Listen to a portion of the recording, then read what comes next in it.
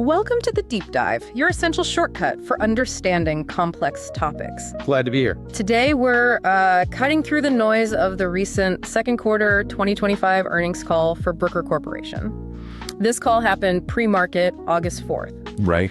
And our mission really is to give you a clear, concise understanding of Bruker's performance, management's outlook, and, what it all means for where the company's headed. Exactly. We're going beyond just the headlines to give you the context, the critical insights. Quickly, we'll distill what was said, how they performed, what leadership's forecasting, so you walk away truly informed. Okay, let's jump right in then with a snapshot of the results, because the numbers, frankly, they painted a genuinely challenging picture this quarter. Yeah, they did. Bruker reported GAAP EPS of 0.05 cents. That was actually flat compared to last year. Okay. But here's the kicker. Their non-GAAP EPS came in at $0.32. That significantly missed the $1.42 consensus expectation. Wow, okay. That's a big miss. It's $1.10, or 24%. Pretty substantial. And it wasn't just earnings, right? Revenue was also short. Exactly. Revenue for the quarter was $797.4 million. That missed the $809.2 million consensus. So about an $11.8 million miss. Yeah, or 1.5%. And year over year, reported revenue actually declined slightly, 0.4%. But didn't she say organically it was tougher? Much tougher. Organic revenue saw a pretty significant 7.0% year over year decline. Oof. Okay.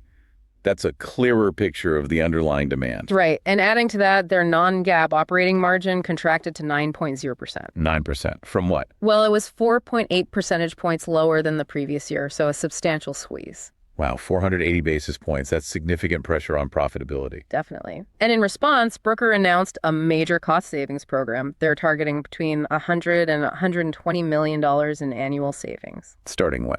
Set to kick in starting fiscal year 2026. Got it. So a big reaction to these numbers, and I imagine the market didn't love this. No, the market's immediate reaction was notably negative. Really points to a shift in perception. Okay, so those headline numbers are definitely challenging. Let's peel back the layers a bit. What drove these results? Right. So that reported revenue decrease, the 0.4% year over year, dropped to $797.4 million. That actually included a 2.9% tailwind from foreign exchange. Ah, so FX actually helped the reported number a bit. It did, which makes that organic 7.0% decrease stand out even more. Especially with the segments. How did they break down? Yeah, the scientific instruments segment, BSI, was down 7.2% organically, and the BEST segment was down 4.8%. Okay. But acquisitions helped a little on the top line. They did. Acquisitions contributed 3.7%, which, softened that overall reported decline somewhat. Gotcha. And any color on orders? Like book-to-bill? Yeah, for the BSI segment, the book-to-bill ratio was in the mid 0.9 range for the quarter. Below 1. Suggests orders were trailing shipments a bit, softening demand. Exactly. And that non-GAAP operating margin, the 9.0%, you asked what impacted it. Well, weaker volume leverage, unfavorable product mix, those persistent tariffs, and FX headwinds too. Right, a combination of factors hitting profitability. And drilling down to the bottom line, that diluted non-GAAP EPS of 32 cents. That was down a sharp 39% from 79% in Q2 last year. 39%. Wow. Any specific drivers there? Well, a decent chunk, about a 6-cent headwind, actually came from the declining U.S. dollar. So FX hurt EPS even if it helped revenue slightly. Interesting. And geographically, how did things look? Americas and European revenue declined organically in the low double digits. Okay, weak. Asia Pacific was sort of the relative bright spot, low single-digit growth overall. But China? China itself saw a low single-digit decline. So even the growth in APAC wasn't, universally strong. Understood. And within the BSI segment, were there specific weak spots? Yeah, organic declines pretty much across all the BSI groups. BSI systems were down roughly 10%. Ouch. Aftermarket. Aftermarket revenue was flat organically. Right. So maybe a small silver lining there, holding steady. Right. And orders overall in BSI? Down organically in the high single digits.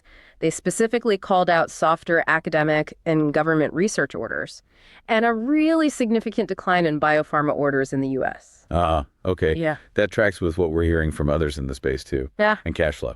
Yeah, the first half of 2025 saw a decrease in operating cash flow of $85 million. $85 million down. Why? Mainly timing of tax payments and some other items, but it led to a free cash outflow of $110 million for the first half. Free cash outflow, $110 million. That's quite a burn. It is, yeah. Even if some of it, like those tax payments, are supposedly non-recurring. Okay.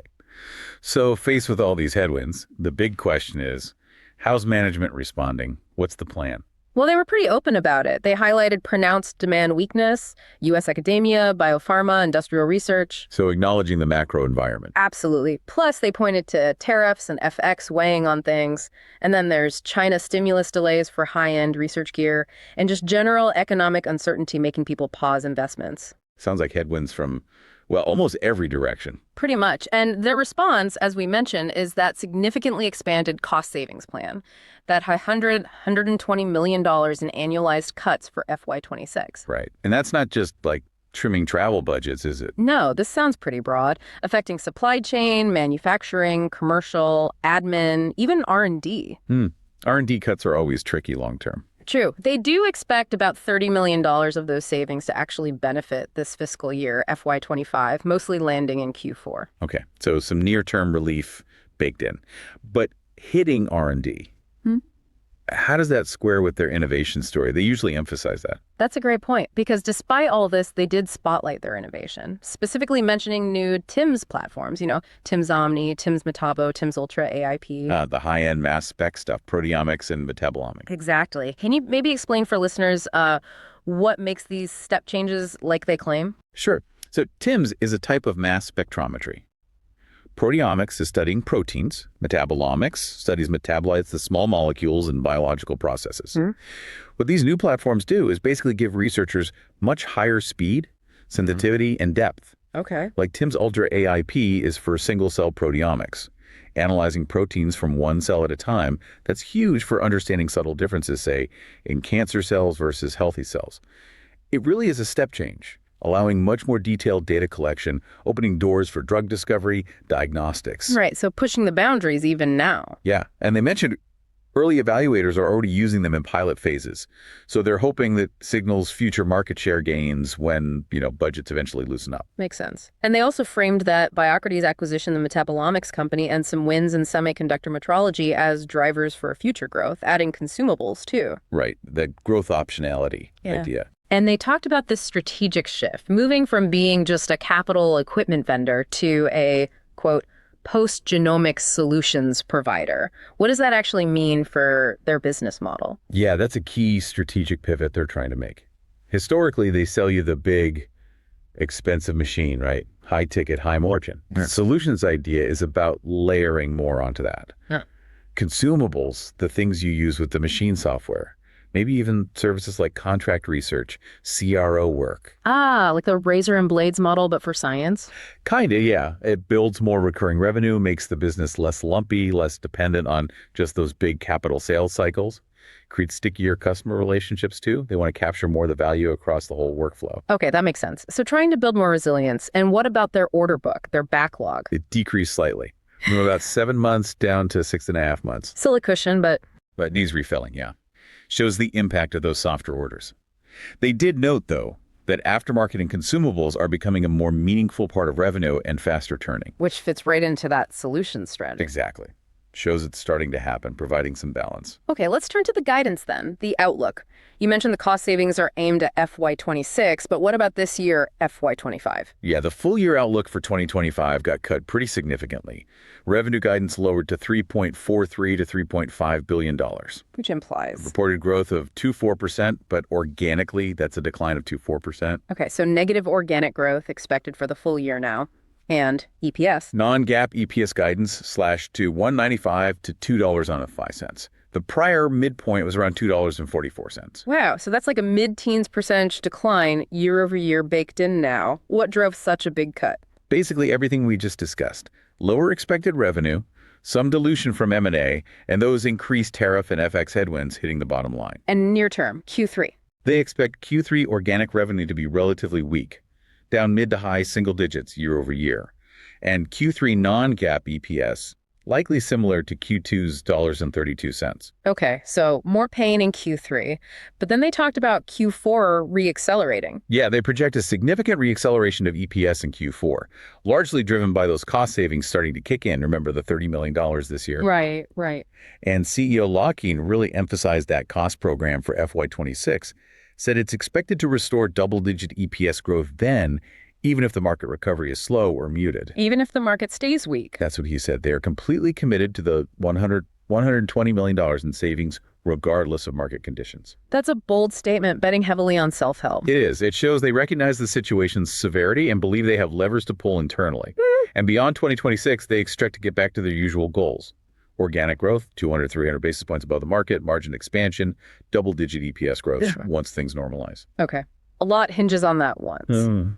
What about the specific external factors? Academic funding. Yeah, they expect U.S. academic government spending to be down 25% for this calendar year, 2025. 20 to 25%. That's a huge hit. It is. And for FY26, they're bracing for NIH budgets to potentially be down 10-20%, though they hope for better. So preparing for continued headwinds there. Right. But they do think customers will spend quickly if grants get released. Pent-up demand, maybe? And China stimulus, that high-end research funding. Still hasn't been released yet, but they said Chinese customers remain optimistic it will happen eventually once there's more trade clarity. So still an unknown variable. A lot of ifs and whens externally, even with the cost cuts. Definitely. Those are key swing factors. Yeah. One more thing on headwinds, tariffs. Right, the Swiss imports. Yeah. They've been modeling them at 15%, not the worst case 39%. But they claim no significant competitive shifts due to tariffs. And importantly, they have flexibility to shift manufacturing to EU or US factories for US-bound products if needed. Okay, so some mitigation possible. They are trying to manage that specific risk, yeah. All right, let's shift to the broader investor context. We know the immediate reaction was negative. How bad was it? Pretty sharp. The stock slid from around $34.25 just before the call started down to about $32.20 by $9 a.m. Eastern. That's a 6% drop during the call itself. Yeah, and the total drop from the previous day's close, which was near $38, was substantial, over 15%. 15% drop. Wow, and volume? Volume surged. 8.1 million shares by lunchtime, which is like 6 times their average daily volume. Big move, big interest. And options activity. You mentioned puts. Yeah, notable spike in activity for August 15, $47.05 puts, and also the $35 weekly puts. Definitely signaled strong bearish sentiment immediately following the call. Okay. And this isn't just a Bruker problem, right? Peers are seeing issues too. Exactly. This aligns with what we're hearing from other life science instrument companies. Agilent, Thermo Fisher, Mettler Toledo, they're also trimming outlooks. Funding pauses in the sector seem pretty broad. So an industry headwind. How did management sound on the call, despite the numbers? The tone was described as cautious, naturally. But they tried to convey confidence in their self-help levers, meaning the cost cuts mainly. But the market reaction suggests maybe the buy side wasn't entirely convinced. It seems that way. Sell-side analysts made adjustments, but maybe not as drastically as the stock move implied. Barclays cut their target to $43, but kept an overweight. BofA cut to $50. Still a buy. So analysts still see some value, but the immediate market vote was sell. Right. Despite management pushing that 2026 margin recovery story, the price gap down and that really bearish options skew suggests the market is skeptical, at least for now. Needs more proof. And we should remember they came into this call already on the defensive, right? There was a pre-announcement. Yeah, they issued a preliminary revenue warning back on July 2nd. So the market was already braced for some bad news, just maybe not this bad across the board. Okay. And other relevant background, debt. Yeah, leverage. Their debt leverage ratio is currently over 4 turns. Their covenant, the limit set by lenders, is 3.5 turns. So they're over the limit. Technically, yes. But management confirmed they satisfied the covenants for Q1 and Q2, likely due to specific definitions or temporary allowances. They're working towards getting that ratio down to around 2.7 over the next couple of years. But it's something to watch. Definitely. And cash flow, again, that $110 million outflow in the first half. Right. Driven partly by those unusual tax payments, $50–60 million, which they say won't recur, and they plan to scale back capital expenditures in Q3 and Q4. So aiming to improve cash generation going forward. That's the plan, yeah. Needs to happen with leverage where it is. All right, let's step into the speculative sandbox, our "this is not financial advice" segment. Okay, let's do it. So you've seen the market's reaction. Swift, decisive, very bearish, stock down big, options skewed to puts. But management is hammering this massive cost-cut plan for 2026, promising double-digit EPS growth, even if revenue stays sluggish. Okay, given that setup, here's an outrageous but plausible trade idea for, the bold investor out there. Lay it on us. Consider a long position in out-of-the-money call options. but with an expiry date way out, like late 2026 or early 2027. Okay, explain the outrageous part first. The outrageous part is you're betting on a long-term turnaround right now, when sentiment is absolutely in the gutter. Core markets are weak, funding is paused, you'd be buying calls betting on the price going up when everyone seems to be running for the exits, targeting a price level that seems miles away today. Buying fear, essentially. Okay, what's the plausible part? Why isn't this just crazy? The plausible part rests on a couple of things. One, management does have a track record. They highlighted rebounds from the 2008-2009 crisis and the 2020 pandemic disruption, achieving strong growth afterwards. Okay, past performance isn't future results, but noted. Right. And two, they are completely committed to that $100 to $120 million in cost savings. They project that alone will add about 300 basis points, 3 percentage points, to operating margin in FY26, independent of market recovery. So even if revenue stays flat or only recovers modestly, those cost cuts could drive significant EPS leverage just through margin expansion. Exactly. So this trade hinges on believing the market is overreacting to the current, maybe temporary headwinds, and underestimating Bruker's ability to execute on those cost cuts and benefit from their innovation pipeline eventually. Plus, that pivot to solutions, providing more stability. So you're buying a long-dated option effectively on management execution and a potential market re-rating down the road. Betting patience pays off as the story shifts from pain now to profit later. Precisely. It's betting that the internal levers are strong enough to bridge the gap until the external environment improves or at least stabilizes.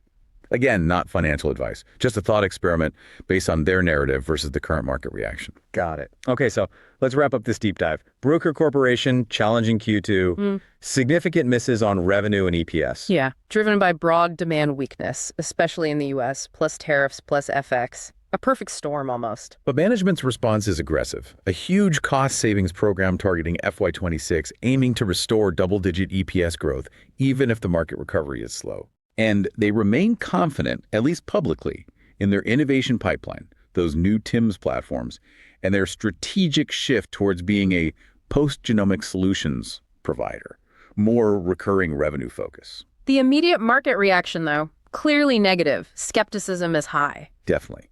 The long-term trajectory really hinges on two things. Can they actually deliver those significant cost savings?